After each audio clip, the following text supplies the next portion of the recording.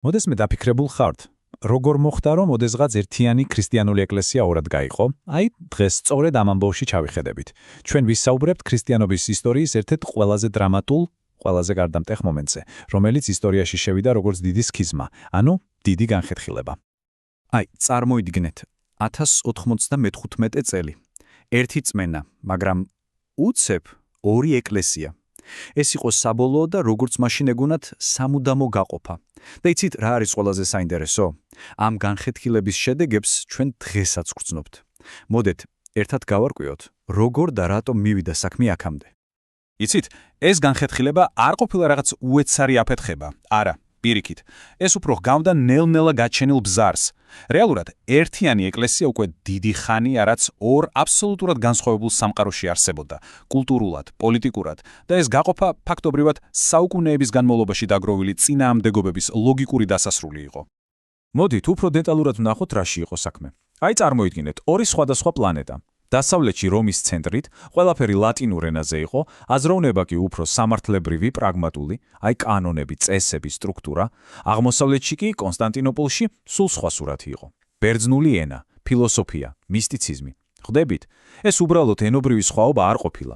ეს იყო სამყაროს დანახვის ორი რადიკალურად განსხვავებული ხედვა, რომლებიც დროთა განმავლობაში სულ უფრო და უფრო შორდებოდნენ ერთმანეთს. ხოდა აი ამ კულტურულმა განსხვავებებმა, ამ დიდმა უფსკრულმა, იდეალური ნიადაგი შექმნა უკვე კონკრეტული დაპირისპირებებისთვის. სწორედ ამ დაპირისპირებებმა დააჩქარა პროცესი და საბოლოოდ გაყო აღმოსავლეთი და დასავლეთი. ხო, მაგრამ კონკრეტულად რაზე ვერ თანხმდებოდნენ? რა იყო ის მთავარი საკითხები, რამაც ეს ყველაფერი გამოიწვია? რამდენიმე მთავარი საკვანძო საკითხი იყო. პირველი და ალბათ ყველაზე მნიშვნელოვანი, პაპის ძალაუფლება.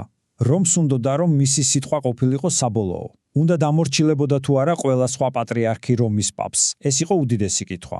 მერე იყო ეს ცნობილი ფილიოკუეს საკითხი. ერთი შეხედვით დავა ერთ პატარა სიტყვაზე მრწამში, მაგრამ სინამდვილეში მის უკან უზარმაზარი თეოლოგიური განსხვავებები იდგა. დაამატეთ ამას რიტუალური სხვაობები, მაგალითად ზოგან საფუარიან პურს იყენებდნენ, ზოგან უფუარს, ან სასულიერო პირების ქორწინების საკითხი. ხვდებით, თითოეული ეს პატარა დავა სინამდვილეში ერთი დიდი კულტურული და პოლიტიკური ბრძოლის ნაწილი იყო. და როგორც ვთქვით, ეს ყველაფერი ერთ დღეში არ მომხდარა. ეს პროცესი საუკუნეების განმავლობაში მწიფდებოდა. ყველაფერი ფაქტობრივად ჯერ კიდევ 330 წელს დაიწყო, როცა ახალი რომი კონსტანტინოპოლი დაარსდა და მსოფლიოში ძალაუფლების მეორე უმნიშვნელოვანესი ცენტრი გაჩნდა. მერე მე-9 საუკუნეში ჰქონდა ფოტიოსის სქიზმა. ეს იყო პირველი სერიოზული, თუმცა დროებითი გაყოფა. მე-11 საუკუნის დასაწყისში კი კონსტანტინოპოლმა საერთოდ შეწყვიტა რომის პაპის მოხსენიება წირვისას. ანუ რისი თქმა მინდა, 1054 წელი კი არ იყო ამ ისტორიის დასაწყისი, არამედ კულმინაცია, საუკუნევანი დაშორების ლოგიკური ფინალი. და აი მივადექით იმ გადამწყვეტ მომენტს, 1054 წელი. მოდით ვნახოთ რა მოხდა კონკრეტულად. მოკლედ, პაპის წარმომადგენლები კარდინალ ხუმბერტის ხელმძღვანელობით ჩადიან კონსტანტინოპოლში. მაგრამ იცით, ისინი მოსალაპარაკებლად და კომპრომისისთვის არ ჩასულან. არა, მათ ჩაიტანეს ულტიმატუმი, პატრიარქს უპირობოდ უნდა ეღიარებინა რომის პირველობა, სხვა ვარიანტი არ განიხილებოდა. და აი აქ ხდება ის, რაც ყველაფერს ცვლის. წარმოიდგინეთ სცენა. რომის დელეგატები შედიან აია სოფიას ტაძარში, მსოფლიოს უდიდეს ქრისტიანულ ტაძარში და პირდაპირ საკურთხეველზე დებენ განკვეთის სიგელს. და რა წერია შიგნით? განკვეთილ იქნან ყველა მწვალებელთან ერთად, ეშმაკთან და მის ანგელოზებთან ერთად. ამინ, ამინ, ამინ. ეს იყო წარმოუდგენლად რადიკალური, შეუქცევადი ნაბიჯი. რა თქმა უნდა, კონსტანტინოპოლი ამას უპასუხოდ არ დატოვებდა. პასუხი იყო მხისიერი და არანაკლებ მკაცრი. პატრიარქმა მიქაელ კერულარიოსმა მაშინვე მოიწვია საეკლესიო კრება და საპასუხოდ განკვეთა პაპის ლეგატები. სიო. ამ ორმხრივი ანათემით, ხიდი, რომელიც ისედაც ბეწვზე ეკიდა, საბოლოოდ ჩაინგრა. და როცა ეს დრამატული მოვლენები ჩაცხრა, რა დარჩა? რა იყო ამ გიგანტური გაყოფის შედეგები როგორც იმ მომენტში, ისე შორეულ პერსპექტივაში? მარტივად რომ თქვათ, დიდი სქიზმა, სწორედ ის ოფიციალური გაყოფაა, რომელმაც ერთ დროს ერთიანი ეკლესია ორ დღეს ჩვენთვის კარგად ნაცნობ ნაწილად აქცია, რომის კათოლიკურ ეკლესიად და აღმოსავლეთის მართლმადიდებელ ეკლესიად. შედეგები მართლაც უმძიმესი აღმოჩნდა. ქრისტიანული სამყარო უკვე ოფიციალურად იყო გახლეჩილი.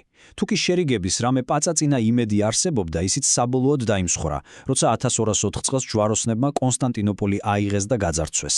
ეს იყო ბოლო წვეთი. ამის მერე ორივე ეკლესიამ თავის გზაზე ერთმანეთისგან იზოლირებულად განაგრძო განვითარება და ის პოლიტიკური და კულტურული უფსკრული კიდევ უფრო გაიზარდა. მაგრამ იცით ეს ამბავი შორეულ წარსულში არ დარჩენილა. მოდით ახლა ვნახოთ ის 1000 წლიანი მემკვიდრეობა, რომელიც ამ განხეთილებამ დაგვიტოვა და რომელიც ფაქტობრივად დღესაც ცოცხალია. უბრალოდ დაფიქრით ამ რიცხვზე. თითქმის 970 წელი. აი ამდენი ხანი იყვნენ ქრისტიანობის ორი უდიდესი ფრთის წარმომადგენლები ოფიციალურად ერთმანეთისგან განკვეთილები. ის ორმხრივი ანათემები მხოლოდ 1965 წელს მოხსნეს, მაგრამ ეს უფრო კეთილინების სიმბოლური ჟესტი იყო, ვიგრე რამე რეალური გაერთიანების დასაწყისი. და აი ეს არის ალბათ ყველაზე მთავარი, რაც უნდა გვახსოვდეს. ეს უძველესი განხეთილება არ არა უბრალოდ რაღაც მშრალი ფაქტი ისტორიის წიგნიდან. არა. ის დღესაც ჩვენს თვალწინ აყალიბებს გლობალურ რელიგიურ, კულტურულ და პოლიტიკურ ლანდშაფტს. ის პირდაპირ გავლენას ახდენს ასობით მილიონი ადამიანის იდენტობაზე, მათ სოფხმეხედველობაზე. და ბოლოს მინდა რომ დავფიქრდეთ ერთ კითხვაზე. შესაძლებელია კი ოდესმე 1000 წლის წინ გაჩენილი ჭრილობის სრულად მოშუშება? ამაზე პასუხი ალბათ ჯერ არავის აქვს და მას მხოლოდ მომავალი გვიჩვენებს.